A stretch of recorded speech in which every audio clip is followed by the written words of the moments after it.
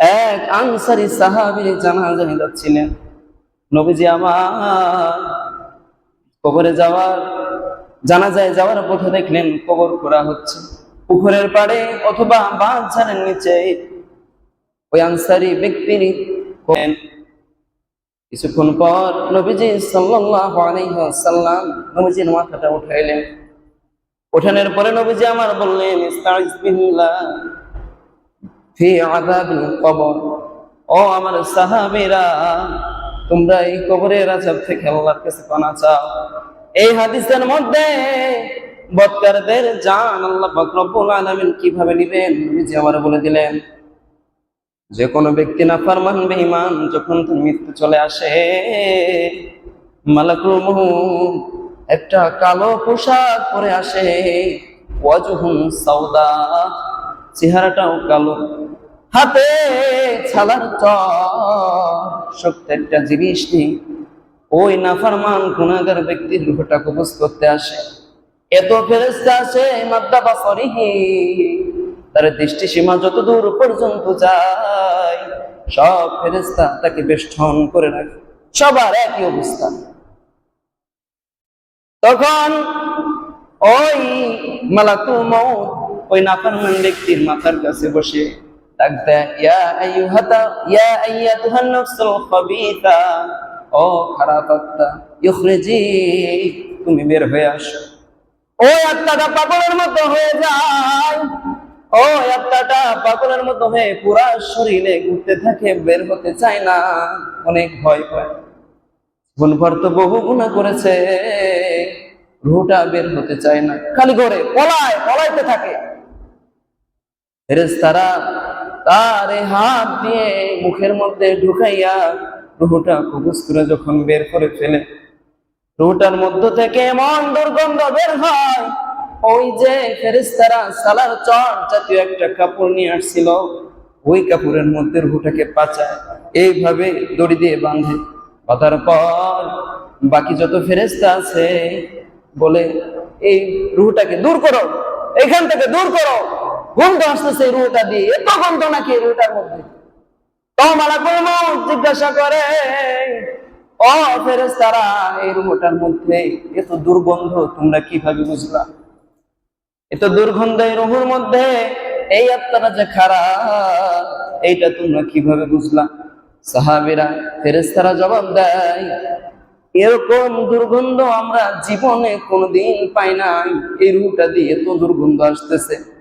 এইভাবে করতে করতে ফেরেশতারা একের পর এক অপমান করে, লাঞ্ছনা করে, সুকান এর রুহটাকে আমার সামনে থেকে দূর করো, অনেক গন্ধ আসতেছে। প্রথম আসমানে অনুমতি চাই, ও মালিক, একজনের রুহ নিয়ে আসছি। মালিক উপর থেকে ডাক দিয়ে বলে, এই রুহটাকে আসমানে উঠাইও না,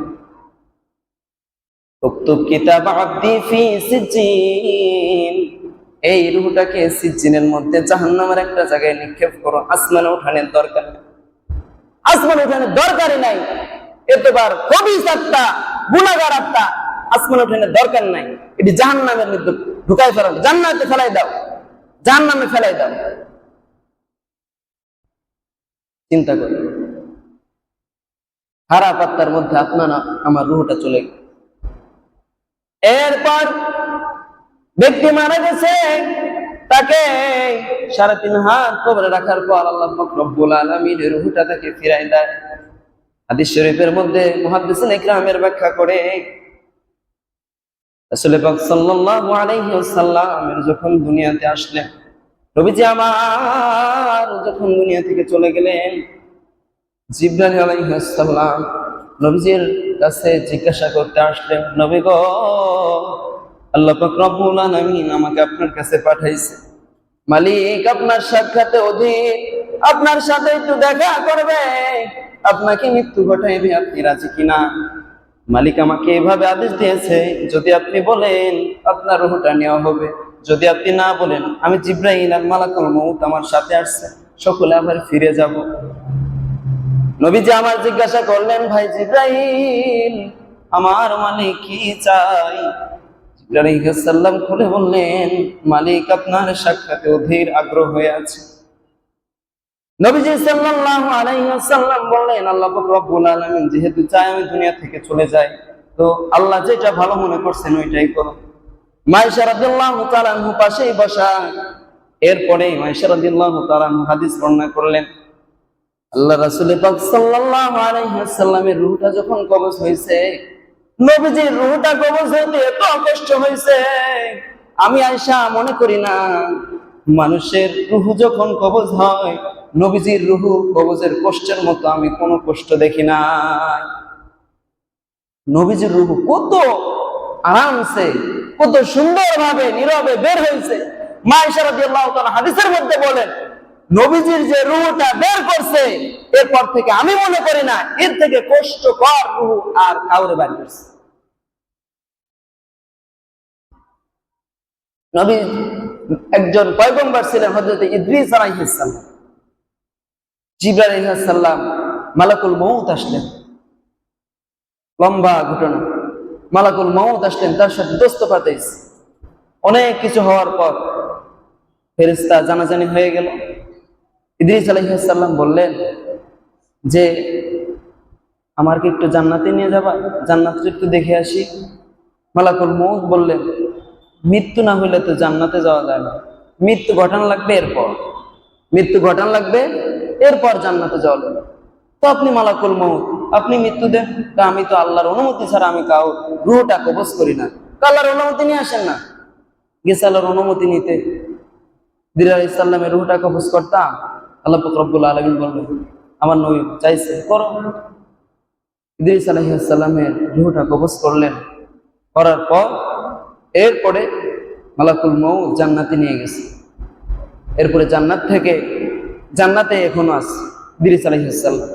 এই রূহটা কবজের পরে ইদ্রিস আলাইহিস সালামকে জিজ্ঞাসা করা হয়েছিল যে আপনার যে রূহটা আমি কবজ করছি আপনার কেমন লাগছে, কেমন মনে হয়েছে, রূহটা যে আপনার থেকে আমি নিছি কেমন মনে হয়েছে? ইদ্রিস আলাইহিস সালাম অশ্রু কণ্ঠে বলে দিলেন, ও মালাকুল মউত, পৃথিবীর মধ্যে বকরি আছে, ছাগল আছে, গরু আছে, যত প্রকার প্রাণী আছে, তাদের জীবিত যদি গায়ের থেকে চামড়া সরানো হয়, চামড়া যদি ছোলা হয়, যেরকম কষ্ট লাগে আমি ইদ্রিসের ঠিক ওরকম কষ্ট লাগছে, ওরকম কষ্ট লাগছে।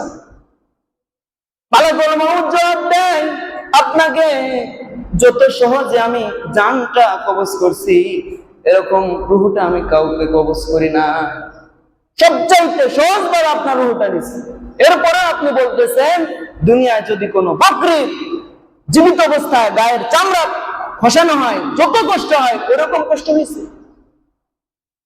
এজন্য এসব একটু ফিকির করি, একটু চিন্তা করি, আপনার আমার রূহটা কবজ হবে, কবরে রাখবে। তো বলতেছিলাম আল্লাহ পাক রব্বুল আলামিন ওই গুনাহগার ব্যক্তির রূহটা তার অন্তরের মধ্যে ঢুকাই দিবেন। দুজন ফেরেশতা চলে আসবেন, তাকে বসানোর পর প্রশ্ন করবেন, মা রাব্বুকা ওয়া মা দীনুকা। গুনাহগার ব্যক্তির জবান থেকে চলে আসবে, হা হা লা আদরি, হায় আফসোস আমি জানি না, দুনিয়াতে তো আমি আল্লাহর কথা শুনি নাই, শুনলেও মিথ্যা প্রতিপন্ন করেছি, নামাজ পড়ি নাই, মালিক আমাকে 5 ওয়াক্ত নামাজে মসজিদ থেকে এলান দিয়েছিল আমি শুনি নাই, 12টা মাসে একটা মাস রোজা রাখতে বলেছিল রাখি নাই, হালাল খাবার খাইতে বলেছিল খাই নাই, হালাল উপার্জন করতে বলেছিল করি নাই, আমি জানি না আমার রবকে। ফেরেশতারা জিজ্ঞাসা করো, রমান দীনুকা, তোমার ইসলাম কি? পাপাচার ব্যক্তি, গুনাহগার ব্যক্তির জবান থেকে আসবে আমি জানি না। মালিক সাথে সাথে বলে দিলেন, ফাকাযাবনা, এ মিথ্যা কথা বলতেছে, সব মিথ্যা কথা বলতেছে, আফরিশুহু মিনান নার, ওই কবরের মধ্যে তার জাহান্নামের বিছানা বিছাই দাও। কি বিছাই দাও? জাহান্নামের বিছানাটা বিছাই দাও। আলবিসুহু মিনান নার, তার শরীরের মধ্যে জাহান্নামের পোশাক পরাই দাও। ওয়াফতাহু বাবান ইলান নার, জাহান্নাম থেকে একটা দরজা তার কবরের মধ্যে খুলে দাও। পাপাচার ব্যক্তির কবরের অবস্থা এখন কিরকম একটু চিন্তা করি। বিছানাটা আগুনে, লিবাসটা পড়ছে এটাও জাহান্নামে, দরজাটা খুলে দিছে, আগুনের তাপ আসতেছে তার কবরের মধ্যে। হাদিসের মধ্যে লেখে তার কবরটা এমন হয়, উপরে নিচে সামনে পিছনে ডানে বামে সব জায়গায় আগুন আর আগুন। এমন অবস্থায় হঠাৎ করে একজন ফেরেশতা এসে লোহার মুগুর দিয়ে এমন আঘাত করবে, এক আঘাতের মধ্যে ওই গুনাহগার ব্যক্তি 70 গজ মাটির নিচে চলে যাবে। ফেরেশতারা হাত দিয়ে আবার উঠাবে, আবার মারবে, আবার নিচে চলে যাবে। ইয়াসিহু সাইহাতান ইল্লা সাকালাইন, এই যে ফেরেশতারা লোহার মুগুর দিয়ে হাতুড়ি দিয়ে এমন ভাবে বাড়ি দিবে, এই পৃথিবীর মধ্যে জিন ইনসান ব্যতীত দুনিয়ার যা কিছু আছে সব কিছু আওয়াজটা শুনতে পাবে, সব কিছু শুনতে পাবে। এজন্য এই হাদিসের মধ্যে আছে, ফেরেশতারা জিজ্ঞাসা করছে কেন, আলাম ইয়াতুকুম নাদির, এই তোমাদের কাছে কি কোনো পথ প্রদর্শনকারী, তোমাদেরকে কোরআনের হাদিসের কথা বলার জন্য কেউ আসে নাই, কেউ বলে নাই? নাম আসছিল, ফাকাদ্দাবনা, আমরা মিথ্যা চিন্তা করছিলাম, ভালো মনে করি নাই, ভালো কথা শুনি নাই, আমরা মিথ্যা প্রতিপন্ন করেছিলাম। এজন্য নামাজ শুধু আমাদের জন্য না, রোজা শুধু আমাদের জন্য না, যাকাত শুধু আমাদের জন্য না, হালাল খানা শুধু আমাদের জন্য না, ভালো কাজ শুধু আমাদের জন্য না, সবার জন্য, সবার জন্য। আপনার কবরে আপনি যাবেন, আমার কবরে আমি যাব। এজন্য আপনার কবরটা আপনাকেই প্রস্তুত করতে হবে। আমি প্রায়ই বলি, এই দুনিয়াতে যেমন আপনি একটা রুম সাজাইতে কত কষ্ট করছেন, কত শ্রম দিচ্ছেন, রুমটাকে সাজাইতে সুন্দর করতে যা কিছু লাগে করছেন, আপনার কবরটাকে ওরকম সাজাইতে যা কিছু লাগবে আপনাকেই করতে হবে। দুনিয়াতে কেউ আপনার কবরটা সাজাই দিবে না, আপনি যেই হন আর যাই হন। এজন্য আপনার কবরটাকে আপনাকেই সাজাতে হবে।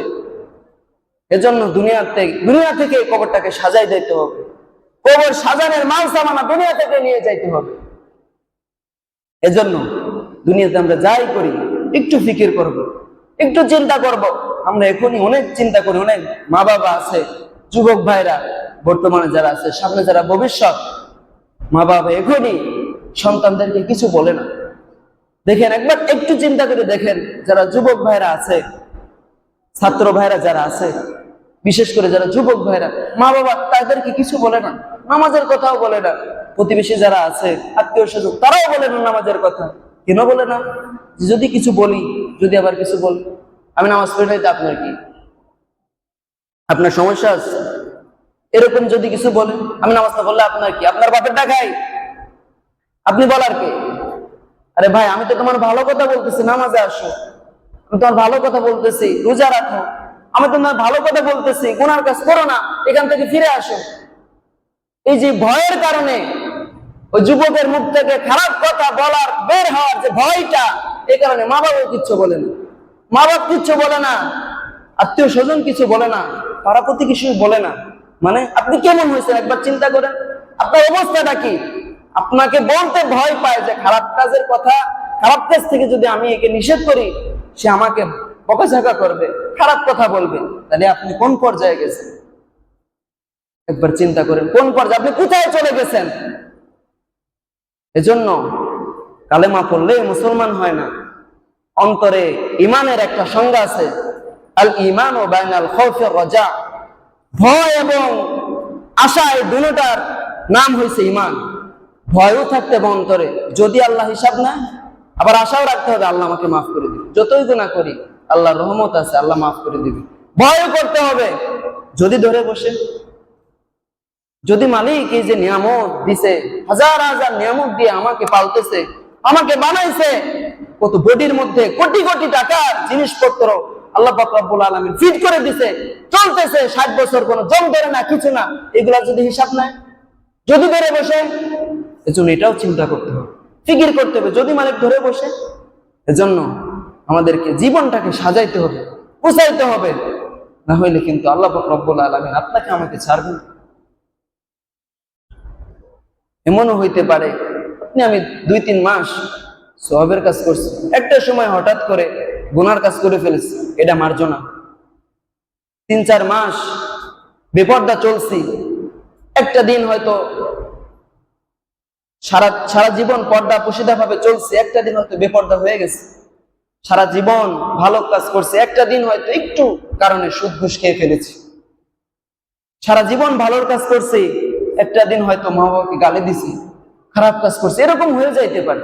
কিন্তু আল্লাহর 24টা ঘন্টা গুনার কাজের মধ্যে লিপ্ত, খারাপ কাজের মধ্যে লিপ্ত, হারাম উপার্জনের মধ্যে লিপ্ত। এই নিয়ে আপনার আমার জীবন। এই জন্যই কি আল্লাহ আপনাকে আমাকে পাঠাইছে এই দুনিয়াতে? এজন্য কি আপনা আমাকে আল্লাহ পাক রব্বুল আলামিন প্রতিদিন 550 লিটার অক্সিজেন দেয়? এজন্য কি আল্লাহ পাক রব্বুল আলামিন আপনাকে আমাকে পাতাল থেকে ঠান্ডা পানি উঠে আপনাকে আমাকে খাওয়ায়? এজন্যই কি আল্লাহ পাক রব্বুল আলামিন প্রতিদিন আপনাকে আমাকে 36 বার কিডনি ডায়ালিসিস করে? এজন্য করে ভালো কাজ করতে হবে। এজন্য আল্লাহ পাক রব্বুল আলামিন আপনাকে আমাকে বানাই নাই। গুনার কাজ করে যারা হিন্দু বেঈমান, তারা গুনার কাজ করবে। আমি আপনি মুসলমান কিভাবে গুনার কাজ করি?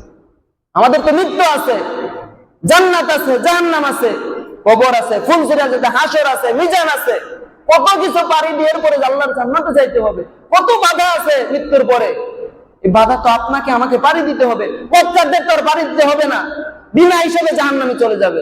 কিন্তু আপনার আমার তো হিসাব হবে, এটা চিন্তা বিক্রি করা দরকার। একটা কোম্পানির মালিকের তো হিসাব আছে, আমার আজকের দিনে কয় টাকা হলো, এই সপ্তাহে কয় টাকা আমার ইনকাম হলো, কয় টাকা ব্যয় হলো, কয় টাকা আয় হলো, এই মাসে আমার কয় টাকা আয় হলো, কয় টাকা ব্যয় হলো, আমরা তো হিসাব করি। কিন্তু যে জীবনের শেষ আসে শুরু নাই, সেই জীবনের কতটুকু হিসাব করি, কতটুকু চিন্তা করি, কতটুকু আমরা হিসাব মিলাইছি। এই 60টা বছর জিন্দেগিতে কত নামাজ চলে গেছে। কিয়ামতের দিন নবীজির সামনে কিভাবে দাঁড়াই বলবো, নবী গো আমরা আপনার উম্মত। আল্লাহ পাক রব্বুল আলামিন ডাক দিয়ে বলবে, নবী গো আপনি সুপারিশ করবেন। আপনার একটা কবুলিয়াত দোয়া আছে, যেটা আপনি বলেছেন কিয়ামতের ময়দানে উম্মতের জন্য সুপারিশ করবেন। আপনার একটা দোয়া আছে, আপনি সুপারিশ করবেন, কোনো সমস্যা নেই। আপনার উম্মতের আমলনামাটা আপনি দেখেন, করছে কি দেখেন, করছে কি। নবীজি আমলনামাটা হাতে নিয়ে দেখবেন, একের পর এক পৃষ্ঠা উল্টাইবে। সোমবার, রবিবার জোহরের নামাজ নাই, ফজরের নামাজ নাই, গুনার কাজ, সুদ, হারাম, মা বাবাকে গালিগালাজ, হিংসা, বিদ্বেষ, রিয়া দিয়ে ভরপুর। তখন নবীজি কি বলবে? নবীজির চেহারাটা কেমন হবে? উম্মত, এই 63 বছর জিন্দেগিতে তোমাদের জন্য আমি কান্না করলাম, তোমাদের জন্য আমি সুপারিশ করব, তোমাদের জন্য আমি কত কষ্ট করছি। উহুদের ময়দানে আমার দাঁতটাকে শাহাদত করেছি, তায়েফের ময়দানে তায়েফবাসীর কাফেরের আঘাতে আমার পাথর পিঠটাকে জাজলা করে ফেলেছি। এই নিয়ে তোমরা নিয়ে আসছো, এই হাসরের ময়দানে এইটা নিয়ে আসছো, এই নিয়ে আমার চোখের পানি, এই আমার পাথরের আঘাত, এই আমার রক্তের ফুটার আঘাত। তখন আপনি আমি কি জবাব দিব? আমরা তো বলি আমরা নবীজির উম্মত, নবীজি আমাদের জন্য সুপারিশ করবে, এটা তো আমরা সকলেই বলি। কিন্তু আমাদেরকেও তো চিন্তা ভাবনা করতে হবে।